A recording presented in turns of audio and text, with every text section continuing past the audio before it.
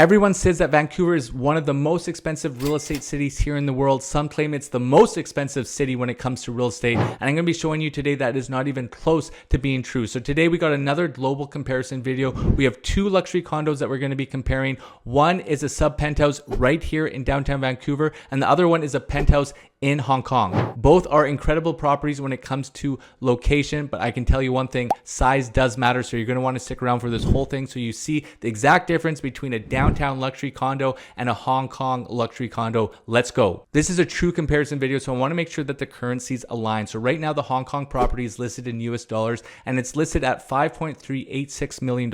So to get a direct comparison to that, the listing price of the Hong Kong property equals $7.719 million Canadian. So with that in mind, I've brought up a property that is listed just a little bit under that, 200,000 Canadian under that price at $7.598 million. So let's take a look at this. First things first, we need to jump over to my website. So as we head over here to kylemark.ca, this is where you can get all your property details from. Right here, right on the main page, property search. So we put in the property search, and the property we're going to compare here in Vancouver is unit 2802 428 Beach Crescent.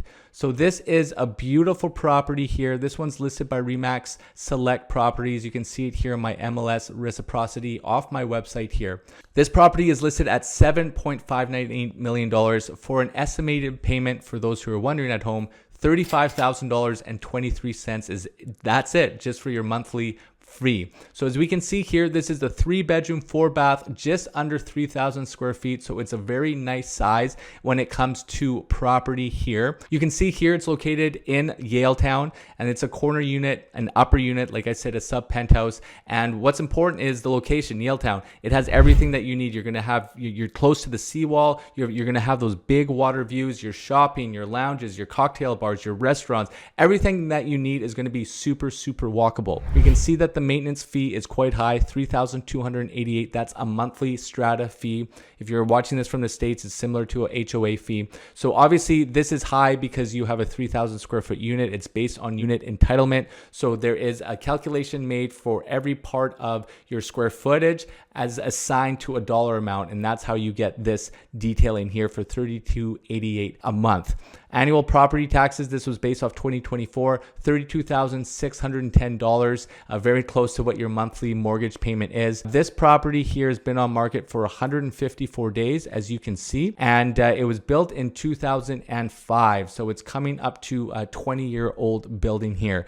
If we come down here and read some of the description, it says it's a spectacular sub-penthouse at King's Landing in a stunning architectural achievement, an exceptional residence spanning almost 3,000 square feet with floor-to-ceiling breathtaking views of Falls Creek, the mountains, English Bay, and Manhattan-style city views. 3-bed, 4-bath suite boasts impeccable finishes and included an enclosed den media room with a stunning climate-controlled glass wine cellar, which is awesome. This adult-style home enjoys large principal rooms and was designed with entertainment in mind. You won't be disappointed. Close to the marina, groceries, cafes, restaurants, walk score of 95 because it's in Yaletown, and includes a private double garage, which is huge.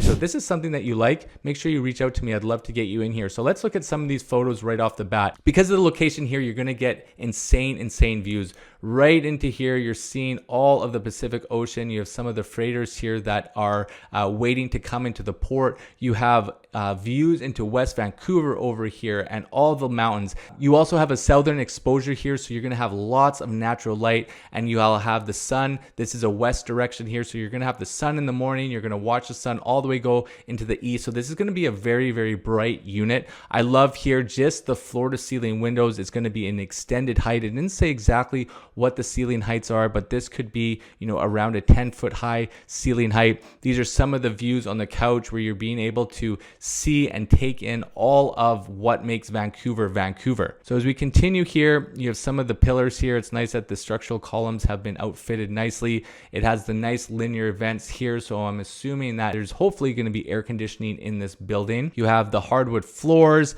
which are very, very nice here. And like I said, you're just surrounded in windows, and that is what you're going to be expecting in a sub penthouse unit. Right here, you have the climate controlled wine space, which is very cool. I love how they outfit this into almost a cigar room feel with these nice big lounge chairs, a TV in here, so you can do some entertaining, hang out. You have the kitchen. Again, it's exploring all the views here. The sunsets in the evening are going to be awesome to take in from your kitchen and your entertaining space. It is a 2005 build. I'm not sure if this has been updated.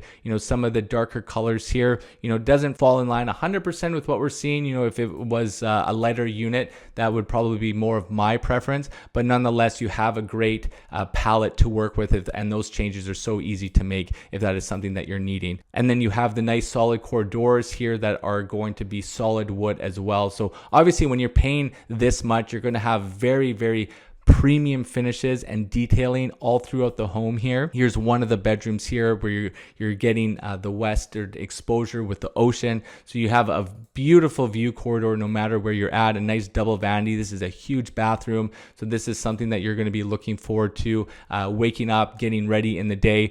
These photos are taken during the day, so you can see a little bit more of the water and the ocean here. This unit here may be Vancouver House. Correct me if I'm wrong, but it does look like that from the photo itself.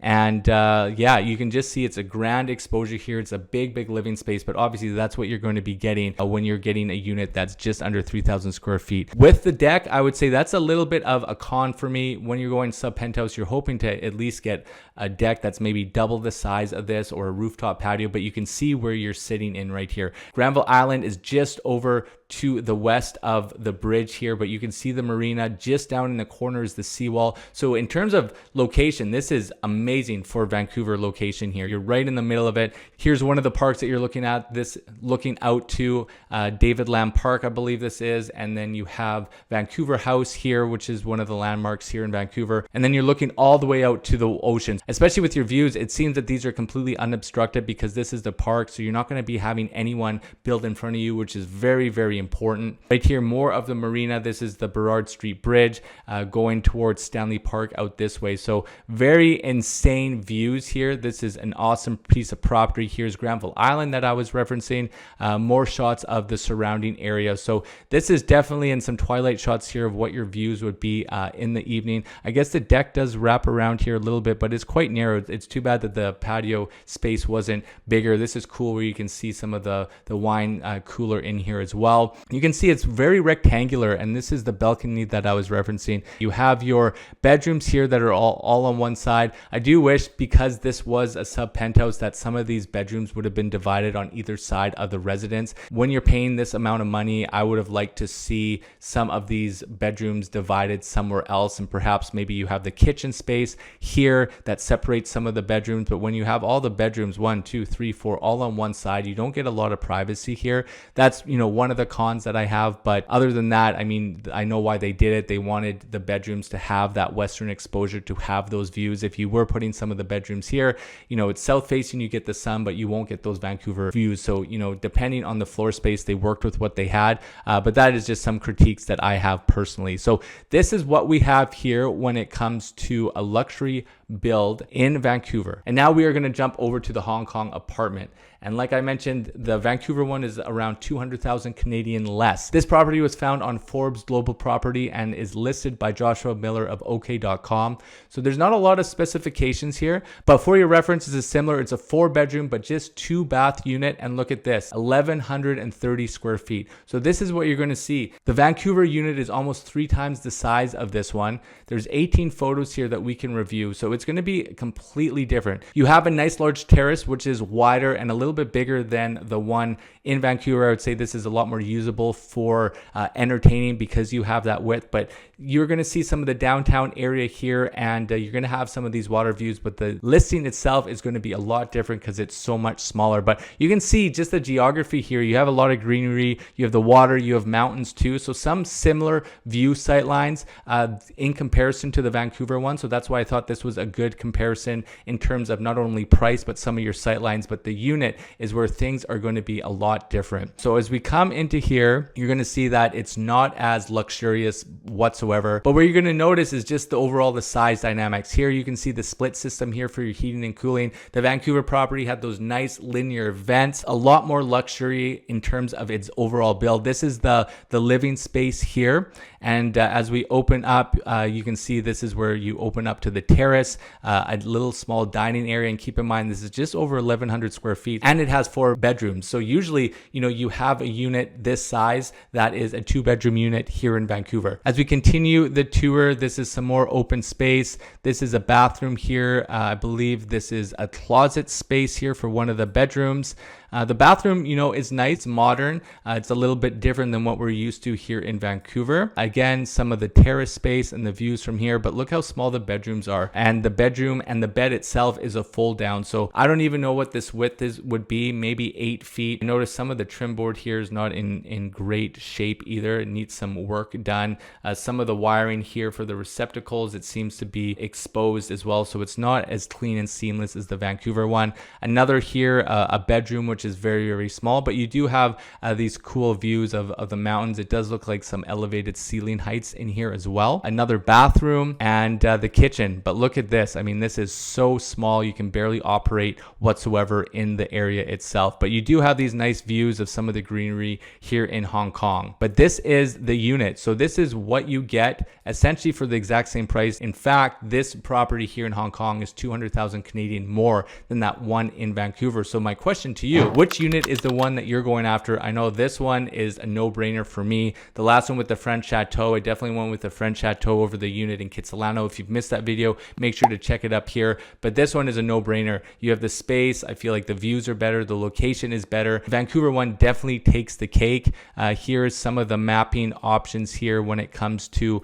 where you are in Hong Kong. I'm not an expert by any means, but I know that I did look this up on ChatGPT just to see what the location area is. It does state that this is a good location in Hong Kong. It states that it has prime urban areas, and the area it's called is Tai Kwu Shing. My apologies if I pronounced that, well, not if, I know I pronounced that wrong, but it's known for its upscale residence buildings and commercial centers. It's well-developed area with a blend of luxury and office spaces. It's a transportation hub. It's connected with the Hong Kong subway system, making it easy to travel throughout the city. For lifestyle and amenities, this area offers a balance of greenery, harbor views, and top-tier shopping malls. The one that they reference is City Plaza, and we saw that with the views within the unit. The business district in Quarry Bay is a growing commercial hub, housing corporate offices, tech companies, and finance institutions. And harbor views, the proximity to Victoria Harbor, which it's looking out on, adds value, offering waterfront property and stunning views. So here we had it. We'll do the side-by-side comparison as we wrap things up here, but we noticed some massive differences here in terms of the unit itself. As we go through the terraces here, you can just see, let me pull up some of the bigger photos of the living space. I mean, this here is probably close to the size of that apartment. But when we open it up here and you really see the size dynamics of this Vancouver one, it's a no-brainer in terms of the overall size dynamics. For me, this is a no-brainer. Perhaps if you live in Hong Kong, you can speak a little bit to me in the comments about the area, the location. Views from the Hong Kong one are nice, but definitely the ones here in Vancouver are a lot nicer.